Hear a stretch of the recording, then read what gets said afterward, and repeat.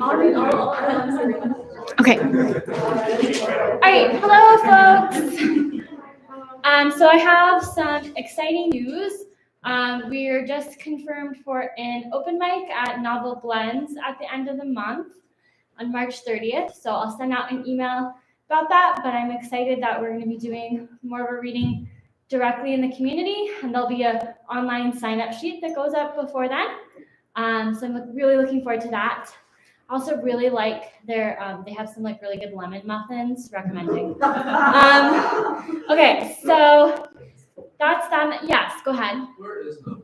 So Novel Blends is on Main Street. It's right downtown, and it's a bookstore and cafe. It'll be at the same time, 7:30, but March 30th is a Wednesday. And they're going to be staying open late for us.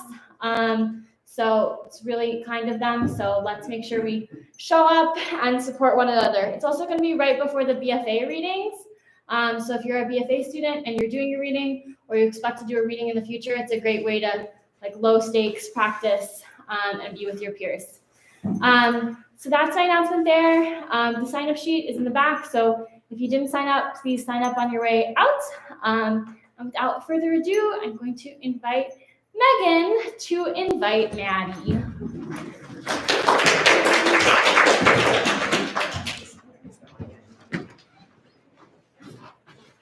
Hi, everybody. I am introducing Maddie tonight. I have the honor and privilege to do it, although because it was postponed, we had to fight over me doing it tonight because thesis is due, but who cares? I think that kind of just goes to show what kind of person Maddie is. She's always caring for others, always on top of her shit, very Virgo, honestly. But she's such a great person. Maddie and I quickly became friends. It isn't common you find someone that is just, you click with on such like a deep emotional level. I think I like to call it soul warmth when I'm talking to other people about it. The first day she walked into class, she had these like really long, like neon green stiletto nails. And she came in, didn't say anything to anybody, read this Sylvia Plath poem, and then read her own poem. And it was so badass. I like knew I had to be her friend immediately. Some people may think that she's quiet, but to that I just say you're not trying hard enough. Maddie, if you open up to her, opens right back up. She doesn't hide anything and loves just going right in, bearing the heart. Her presence feels like a warm hug, one that I just never want to let go of. My soul just knows that we have met in a previous life, and that's really saying something because I didn't believe in anything before I met her, and she's really just got me being like less melodramatic and like less philosophy bro-y. In our coffee dates every Tuesday where we vow to never talk about school or the highlights of my week, especially during the winter. truly a light. Not only is Maddie kind, thoughtful, funny, protective, and insanely hot, she's also an amazing poet. I find it frustrating that she doesn't have anything published yet. Like I just want to hold one of her poems in my hand every day. But I just know it's just because she's not sending them out. So if you talk to her after, tell her to send her poetry out. Maddie writes about the knit and grit of the world and doesn't shy away from candid moments. She lets the reader in on tender and dark times between family, bringing the reader along through these generations with all the other times, taking you to sudsy duds, listening in on a conversation. She doesn't use people as vehicles in her poems, but rather lets them live as walking testimonies to the people they are inspired by. A reminder that their lives happened, they exist and persist with or without your approval. Her poetry is so deeply moving and pulls at the heart and will have you wondering, what does the afterlife smell like? Please welcome Maddie.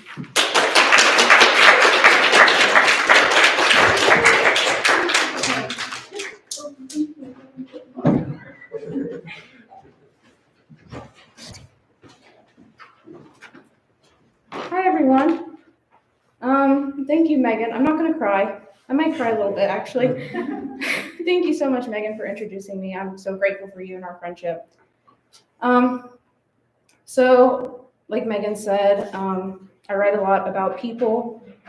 And like as my poetry currently stands, I talk a lot about generational spiritual practices, family traditions, people and how they stay with us in life and death, and a lot of narrative poetry. Also, I talk a lot about my experiences being Appalachian and how important that is to me and how that's shaped everything in my life, including who I am, just as a person and as a writer. So with that being said, I'm going to start with a poem that kind of touches on all of those things. It's called Keeping a Good House is Generational. You will learn to clean a house 2 ways. Your grandpa taught your mother, and she teaches you. First, with bleach and t-shirt rags and steel wool.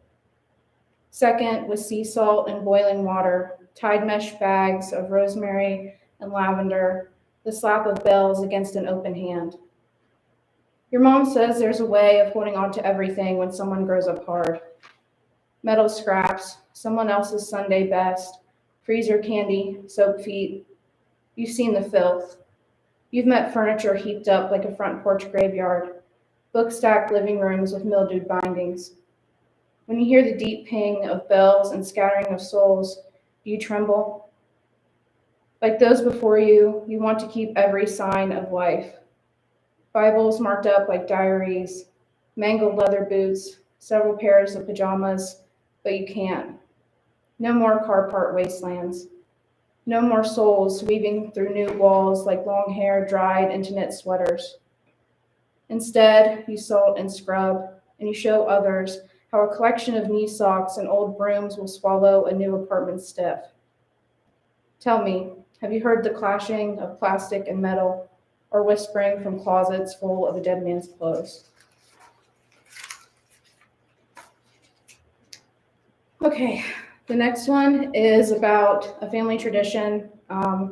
It's an Appalachian and Southern tradition where you eat pork ribs on January 1st for good luck.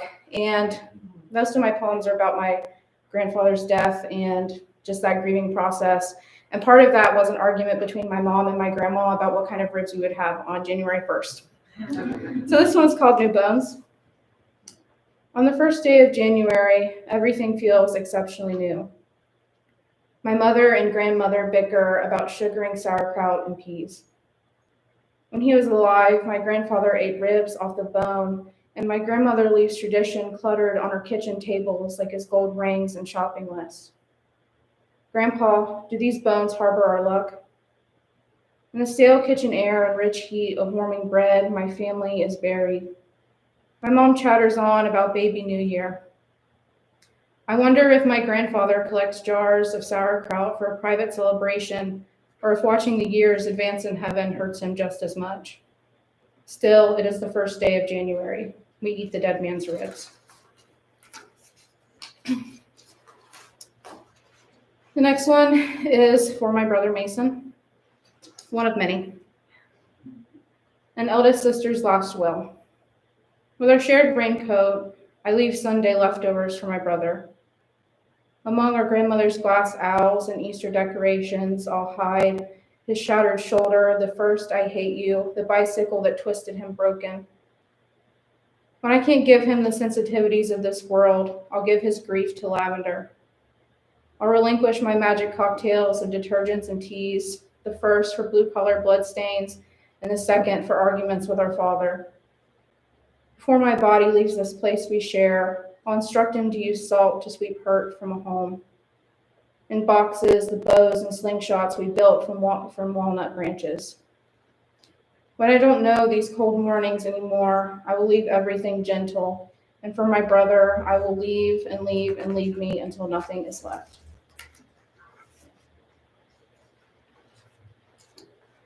Okay, this one is called the Chariot, and the Chariot means tarot cards, the 7th major arcana card in traditional tarot decks. It represents willpower, spiritual journey, and ambition. And the traditional artwork is 1 black sphinx and 1 white sphinx, representing good and evil and the balance of those forces. You're the rock, my mother says. She holds my hand in my father's room when she cries in hallways through the nurse's cafe. I become the girl who kisses her father's forehead when his own breath chokes him. When he outlines his poisoned kidney in the flat of his hand, the sickness eating him middle up, I don't turn away. My mother hides her face from me from hospital mirrors. I can only see myself as she says I should, the crescent, the white sphinx. I take her hurt. I tell my father before a surgeon splits his middle that I'll be beside him while he's being burnt shut. I navigate from one sadness to another, while a stranger opens his body. I eat vended snacks with someone else's teeth, and I don't cry. When my mother screams, I hold reins with someone else's hands.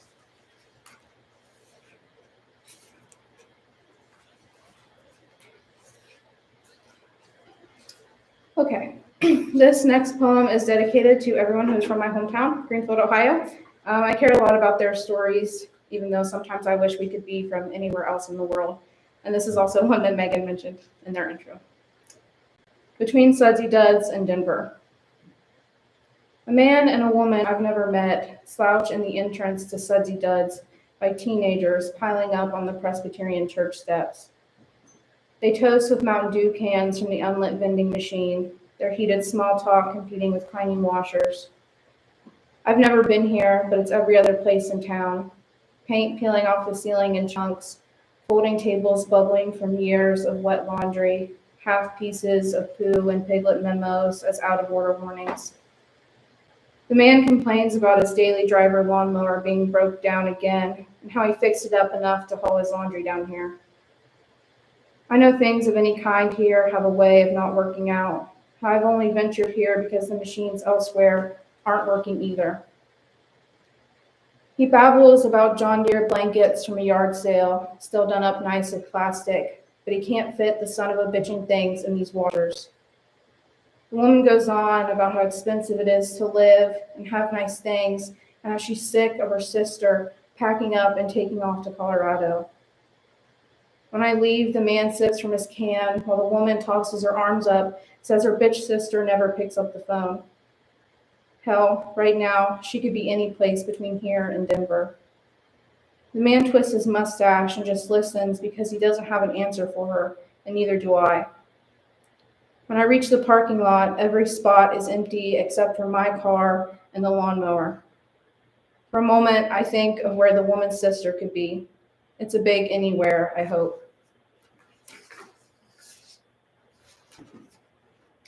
Okay, this one is called Good Omens, and it's very new.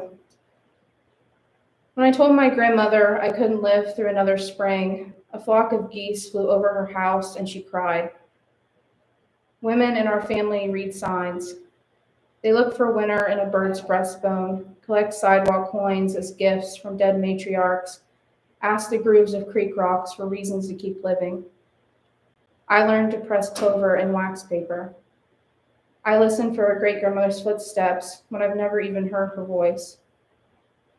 While the geese flew over us, my grandmother told me the eastern sky meant new beginnings, and geese carry goodness on their feathers. I spend this life of springs watching birds become sunrise.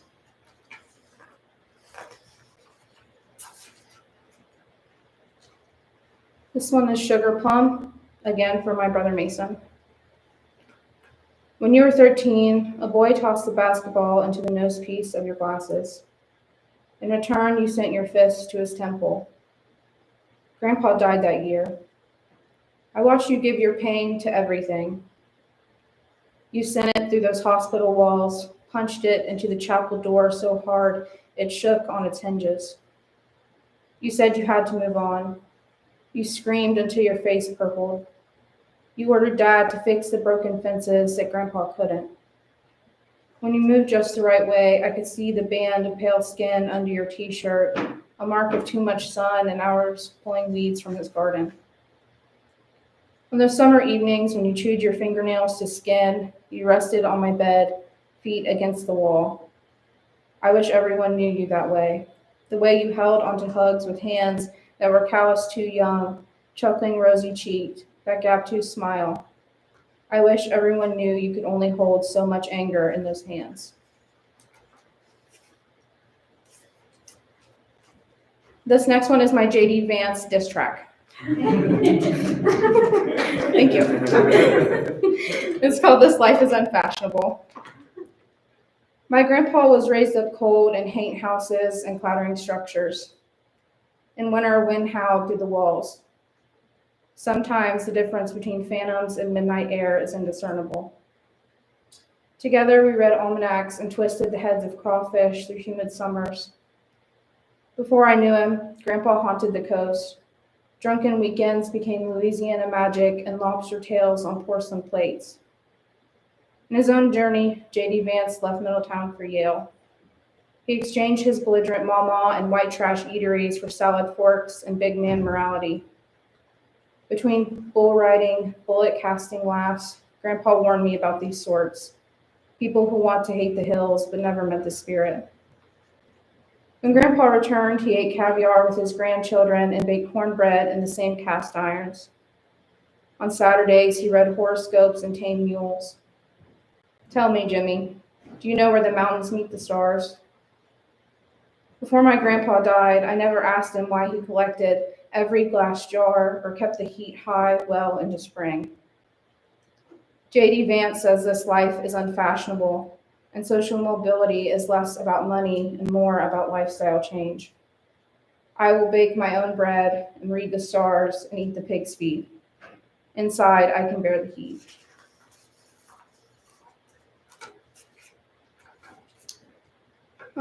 This next one was written a long time ago and has gone through many revisions, but I just decided to leave it alone because I think it marks the time, like the grieving process after my grandpa passed away. And I don't know if it'll ever feel perfect to me, but I think it needs to stay how it is currently. It's called Bloodroot. In summertime, I would dig holes with bare fingertips. In each spot, Grandpa placed the end of a trowel. He was molded into a white plastic chair, sleeves rolled up as a placeholder for cigarettes he no longer smoked. He laughed with the scent of aftershave and marigolds, told me about his own Kentucky summers when his mother scratched his hands with wooden spoons. After he died, I dug through the garden, begging plants cut in the morning to peek through the thick earth and sprout. Somewhere there, I thought I had lost those cotton summers, the feeling of shaking lilies from nursery pots until their roots came clean. I uprooted dandelions. I screamed into their stems, felt petals touching my ankles and nothing but a flat soil. I gathered my own flowers to fill the spots, but my grandpa could not mark them. He couldn't keep the garden clean or stop the roots from rotting. He couldn't tell me how these gardens stay here long after the meat of us has withered, how bloodroot grows wild.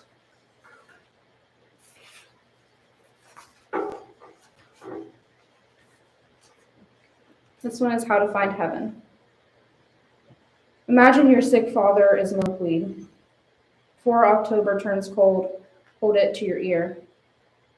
The wind will curse you as it carries the silk east. Your grandfather will die, and you will build a treasure map with everything in his jean pockets.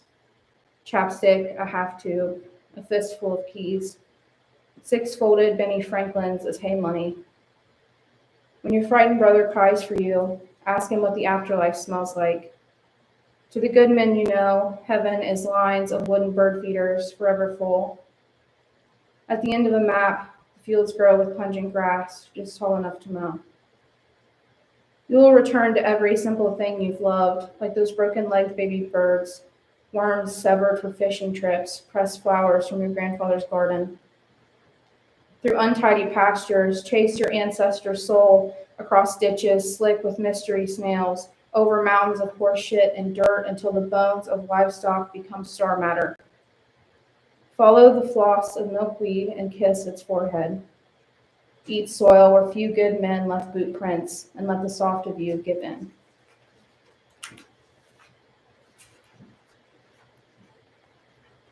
This one is one I plan to make into like a series of poems about the body. I have a lot of ideas about the difference between the physical body and the soul, and the first one is about my grandpa. Some people die twice, and I watched my grandfather die both times. Like notebook fringe, he crumpled between hospital bed sheets. Each morning, another search for breath, the pulse of oxygen across his mouth. I imagine him as a fearless child, swimming in the Ohio River, his head sinking far below the surface. So far, even, that he can't tell if his eyes are opened or closed, if his breath is all current. When he died the second time, on an August weekday, I looked everywhere for his spirit. I begged God for some glimmer of his missteps and driveway pennies, his laugh slipping through cracks in kitchen windows. At his funeral, nowhere. God, could you tell me if it hurts when the soul leaves after the body, or if it's nothing but dark? I think I live on the line between river and eyelid.